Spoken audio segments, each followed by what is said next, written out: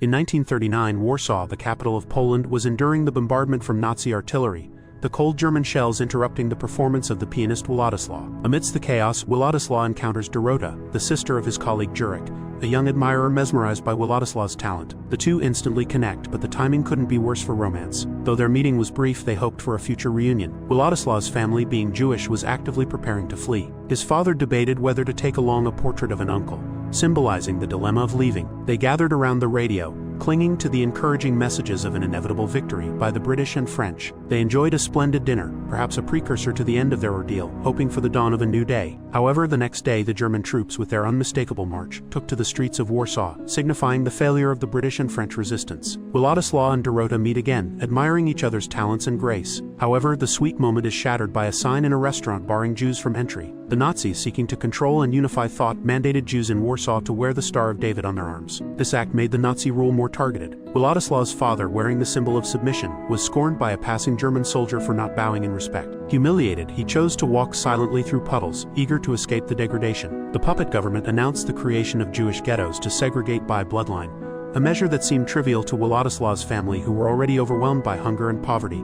leading them to sell Władysław's piano and his cherished musical soul. In the ghetto, Władysław accidentally spots Dorota outside. She informs him that her cousin Jurek has been arrested. She, being non-Jewish, was spared. Their parting was filled with the sorrow of separation, with Władysław hoping for a reunion in better times. The Nazis built walls around the ghetto, turning it into a prison of silence and despair. Even the ingenious Jews couldn't escape the harsh regulations. The streets were littered with the dead, and the despair was evident in everyone's eyes, regardless of their occupation. As Nazi trains passed, soldiers entertained themselves by forcing Jewish civilians to dance together, treating them like trained animals in a circus, awaiting applause for their performance, oblivious to the tears soaking their fur. Władysław's friend, Isabel, a Jewish policeman working under the Nazis, visits with a proposition for Władysław and his brother Henryk to join the Nazi forces for survival. However, Henryk vehemently rejects the offer. Władysław remains silent by the piano, seeking solace in music, hoping to ease the tension that grips them all. One night, while dining, Władysław's family witnesses a hellish scene. German soldiers burst into a neighboring house, and when one disabled person couldn't stand up, they brutally threw him and his wheelchair out of the window. The others at the table were driven downstairs, only to be shot like in a cruel game of cat and mouse. The civilians could do nothing but wait in the face of bullets,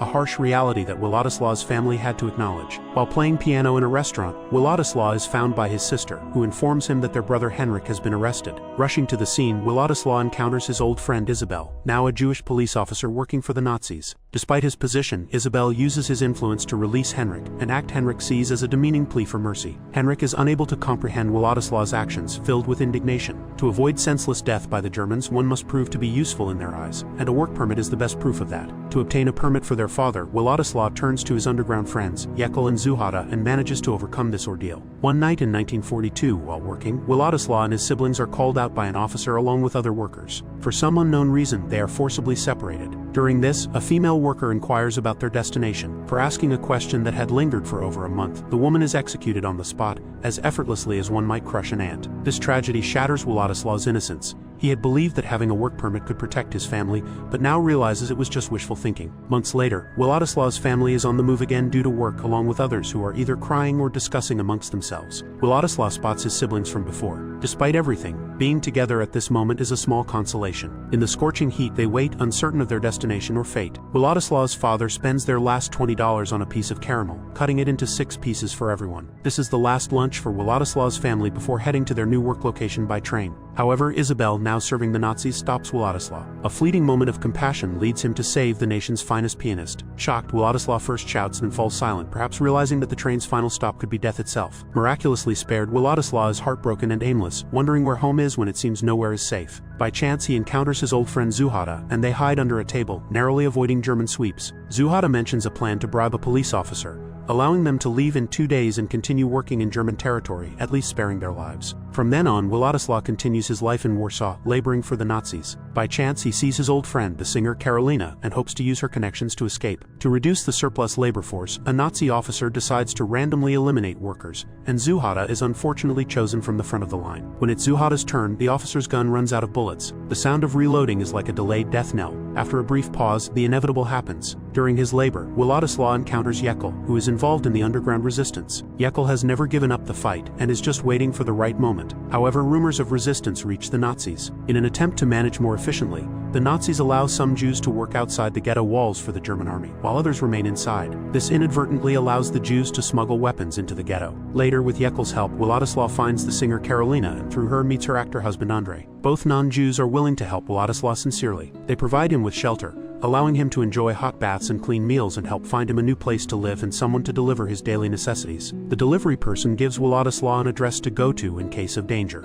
His new hiding place is close to where he used to work, allowing him to occasionally observe the outside situation. One day, Władysław witnesses a shootout across the street, realizing Jekyll has signaled the charge. Unfortunately, the vast difference in strength between the resistors and the Nazis with their heavy artillery makes everything seem fragile. The peaceful days for Władysław, who has been laying low, are short-lived. The delivery person suddenly informs him that due to secret Nazi police embedded among the populace, Andrzej and Karolina have been arrested, and he himself must flee soon. Feeling the exhaustion of constant displacement, Władysław, with nowhere to go, resigns himself to fate, still hoping for a sliver of chance. But no secret remains forever hidden, and even the cautious Władysław makes mistakes. An accidental breaking of a dish arouses the suspicion of a German neighbor, forcing him to flee the apartment and seek help at the address given to him. When the woman at the address opens the door, it's as if he's stepped into another world. It has been 3 years since Władysław last saw Dorota. He is stunned to see her now pregnant, just as she is taken aback to see him. But the time has eroded their youthful naivety, leaving only a desperate longing for safety. Without any formalities or greetings in these extraordinary times, words are unnecessary. Dorota's husband, Maciek, returns and immediately arranges for Władysław's accommodation. Like the actor couple before them, they are united by a shared revulsion for the Nazis and a commitment to resistance. Maciek finds Władysław a new hiding place right across from the secret police. The most dangerous places are often the safest. Before leaving, Maciek advises Władysław to keep noise to a minimum to avoid attracting trouble. In the room, Władysław finds an old piano. Having not touched one for a long time, he decides to soothe his soul with music. The melody that emerges is not from the piano strings, but has never ceased in his mind. Life in the new hiding place is tough, with irregular deliveries of supplies. Starving, Władysław eats sprouting potatoes, leading to severe cholecystitis. Despite care from Dorota and her husband, Władysław hears that Dorota must leave during his toughest time. In the face of disaster, human life seems insignificant. The only thing to do is to extend life as much as possible. The cholecystitis doesn't threaten Władysław's life, but finding food becomes his greatest challenge. Soon, the underground resistance initiates an uprising, aiming to liberate Warsaw before the Soviet Red Army arrives. The battle between the Polish underground and the Germans is fierce. During this, Władysław's temporary home is shelled by the Germans. In search of food, Władysław is forced to venture into the night, marking the beginning of his most challenging times of hunger. Constantly fleeing and searching for food, Władysław resembles a vagabond. After the failure of the Warsaw Uprising, the German forces began to set the city ablaze, and Władysław's hiding place was also ignited. Amidst the thick smoke, Władysław was exhausted and could only move forward aimlessly, not caring that what lay ahead was just ruins. During his wanderings, Władysław accidentally spills a can, which rolls to the feet of a Nazi officer. Paralyzed by fear, Władysław almost loses his voice, but this officer is different from the others. He doesn't look at Władysław with the same disdain as other Jews, and there's even a hint of pity in his eyes. Upon questioning, Władysław reveals he is a pianist. The officer immediately asks him to play a piece on a nearby piano. Władysław's emaciated hands slowly begin to press the black and white keys, playing Chopin's Nocturne in G minor. The officer sits beside, listening intently. As time passes, Władysław's fluid performance captivates the officer. In that moment, perhaps music dissolved the barriers of race, leaving only two fortunate souls amidst the ravages of war. After the performance, the officer departs without a word, leaving Władysław unsure of his intentions. Later, the officer brings Władysław food several times and informs him of the imminent defeat of the German forces. Before leaving, he even gives Władysław a Nazi uniform to keep warm. As expected, the downfall of the Nazis was inevitable. When Władysław emerges from the ruins, the soldiers on the streets are different. They are Soviet troops, and due to the uniform, they mistake Władysław for a Nazi. Fortunately, he is not shot, and by explaining in Polish, Władysław clears up the misunderstanding. In 1945, Władysław returns to the Polish radio to continue playing music, the same piece that was interrupted 6 years earlier. Now in peace, people can experience the second half that was cut off. Władysław and his colleagues visit an open field, which used to be a POW camp for defeated German soldiers. A colleague recalls passing by this place, and accidentally speaking with the officer who had helped Władysław. The officer wished for Władysław's help in return, but due to the rapid movement of the troops, the colleague didn't catch the officer's name, and this detail remained a secret in his heart. Learning of this, Władysław is filled with a desire to help, mirroring the salvation he experienced throughout his journey. Unfortunately, the officer's whereabouts remained unknown. Later, Władysław learns that the German officer, named Wilhelm Hosenfeld, died in a Soviet POW camp in 1952. Thanks for watching. Make sure you subscribe and turn on notifications so you can watch more videos like this.